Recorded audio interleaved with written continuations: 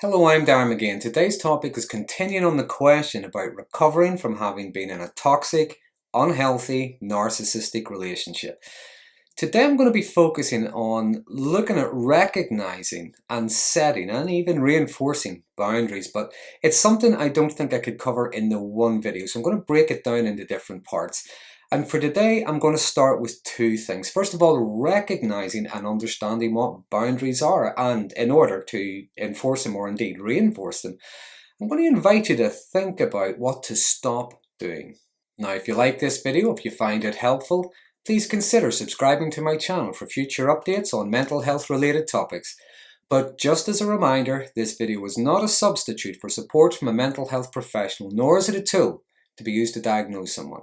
Now, just to recap, narcissism is often characterized by a sense of entitlement. There is a need for admiration. There's being either highly resistant or highly sensitive to criticism. There's being intensely disagreeable, a lack of empathy, and the need to control others around them.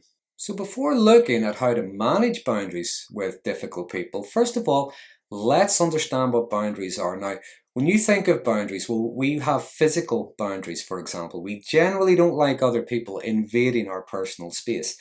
But when we think of other boundaries, well, you think of your limits, your values, your integrity. Think of the difference between meeting and managing expectations, not just your own, but the expectations that others place upon you. I think boundaries are a good way of recognizing what's mine and what's yours when it comes to things like thoughts, feelings, experiences, expectations, and indeed behaviors. And yes, it's a good, healthy thing to do, to respect each other's boundaries, but not necessarily at the expense of your own, not at the cost of your own self-respect. Whenever we continually give in, whenever we continually compromise and the other person isn't, that's not respect, that's just giving in. Now, people can cross each other's boundaries, but cross them without actually recognizing that they've crossed them. But we can generally communicate with each other. We may say things like, I don't think what you're asking for is reasonable. I didn't find that funny. It was actually quite insulting. And even if we don't agree with each other or fully understand each other, we can at least respect that and adjust our behavior. But other times we meet people who cross boundaries to see how far they can go, to see what they can get away with. They can make you feel crazy, selfish, make you feel unreasonable for having boundaries in the first place. And they keep on going a piece at a time until you end up accepting their behavior as normal. Now, in cases like that, I would suggest they're not actually crossing boundaries. What they're actually doing is violating them. They know exactly what they're doing. So the narcissistic person in your life, now it could be a parent, could be a family member, a partner, an ex-partner, it could be a work colleague, or even just a friend even.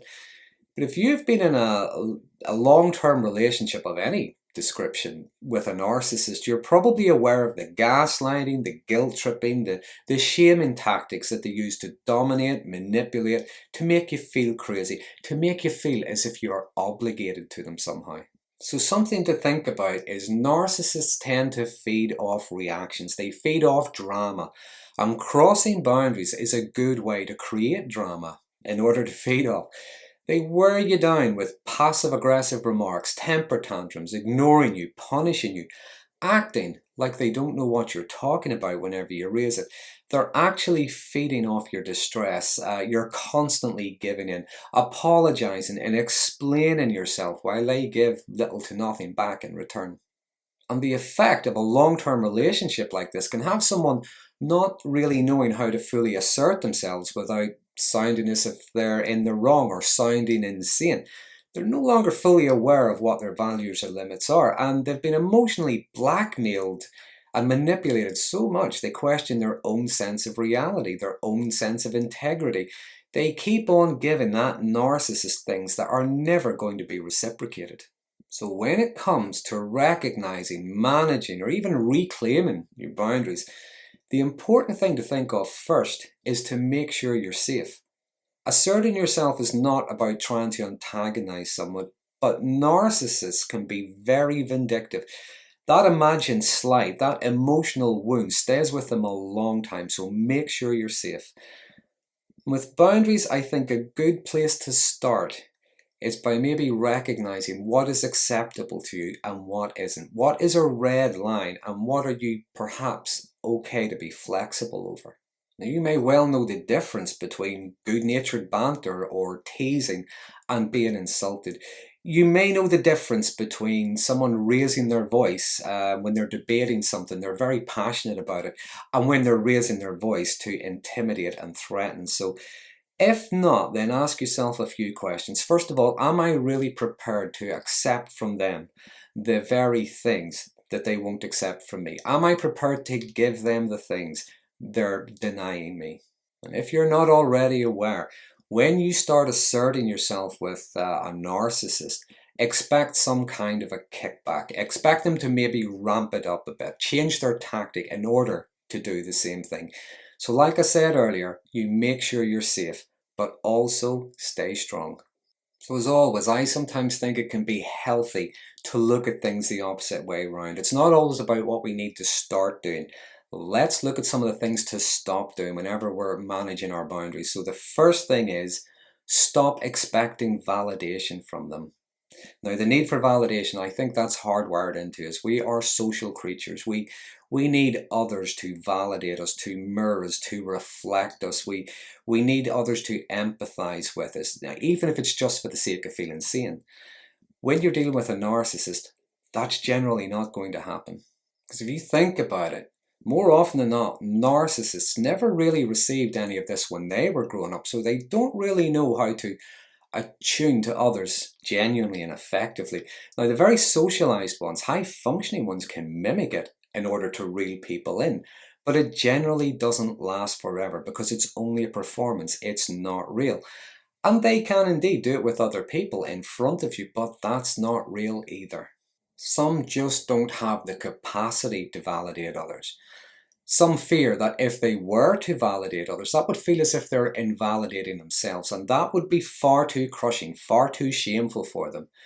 But then there are also those who actually get a kick out of invalidating you. They watch you as you struggle with their continuing invalidation of your thoughts, your feelings, and your experiences. And I think that because there's a lack of insight, a lack of emotional depth, narcissists don't really grasp the concept that validating someone doesn't mean they agree with them. Neither does it necessarily mean they have to fully understand. All validation is saying to someone, I respect you enough to hear how that is for you. So stop expecting them to. Remember what I said earlier, it's what's mine and what's yours. Now, if you hear, like I used to hear all the time, I don't understand why that's a problem. Well, you're not really asking them to understand. You're just asking them to accept it. If they can't or if they won't, that's their stuff. Secondly, stop excusing them. How many times have you excused them? It's not their fault. It's their trauma. It's not their fault. They don't know any better. They had a very poor upbringing. It's not their fault. It's their illness. It's not their fault. I shouldn't have left them alone for an hour while I was visiting my friends. Now, what we're really doing when we're excusing them is we're allowing them to continue. We're normalizing it. We're actually telling them it's okay for them to behave the way they do. Now, narcissistic or not, people generally know the difference between right and wrong. What they're doing is they're not accepting any responsibility for their actions. Now, chances are you've explained yourself till you're blue in the face, only to have them continue. Now, think of it this way. If you have explained yourself even just once, then they know that what they're doing is hurting you. Thirdly, don't expect that giving them what they want will change them. They want to change, that's up to them. But sadly, with narcissism, they generally tend to believe they don't need to change. It's everyone else who needs to change. They're already perfect. They're already virtuous. They demand that you and everyone else sees them that way as well. Sometimes the most we will ever see is the change in a tactic in order to get them what they want. Now, I often look at it this way. There's a scene in the Terminator movie where the guy's trying to explain to the girl that the Terminator is a machine. It can't be bargained with. It can't be reasoned with. It doesn't feel pity. It doesn't feel remorse. It only has the one program, and it will not stop ever until it completes that program. Now, with narcissists, what we see is that program is me. It is my exaltation. It is my way. It is my entitlement. It is my happiness. The more you hope they'll change by either giving in or trying to reason with them, the more you keep looking for a change, the more you tend to lose a sense of yourself, your self-respect, your autonomy, your self-will, and you keep that cycle of abuse and neglect going. And lastly, for today, stop explaining yourself. Stop justifying or trying to defend your actions, your thoughts, your feelings, your beliefs. They've generally no interest in debate or even clarification. They probably even enjoy watching you struggle to get through to them. Remember, narcissists generally tend to use any information at all against you. Now, even if you were to say something as simple as you prefer tea, not coffee, that's going to be used against you somehow to have you to second guess yourself, or to have you feel embarrassed or guilty. You're lying. I saw you drink coffee 3 years ago. And you end up explaining to yourself, yeah, I tried it the once and I didn't like it. But once you've done that, they are now trying to find other examples to prove that you're lying to them. When you're explaining yourself, a lot of the time you're giving them a feeling of control over you. They may even ask very intrusive questions, but criticize your answers. Pick them apart like it's an interrogation. So rather than explain yourself, either say nothing, give a one-word answer, or why not have them do their own work? There's probably better ways of asking these questions, but things like, why are you asking that? Why is that important? What would you do with the information even if you had it? Why would I think that? Why would I do that? When did this happen? Give me an example, and on it goes. Now, you may not like what you hear from them, but they're doing their own work. You're not doing it for them. So that's the first part. Looking at ways to manage boundaries with narcissistic people by, first of all, stop hoping for validation. Stop excusing them. Stop hoping they'll change, and stop explaining yourself. Now, I hope you find this information helpful. As always, there are always some interesting comments and conversations starting around these videos. Please feel free to use the comment box below, and do feel free to share any of the ways you use to manage your boundaries. Some others may find it helpful. If you like this video, if you found it helpful, please consider subscribing to my channel for future updates on mental health related topics. And until next time, thanks for watching.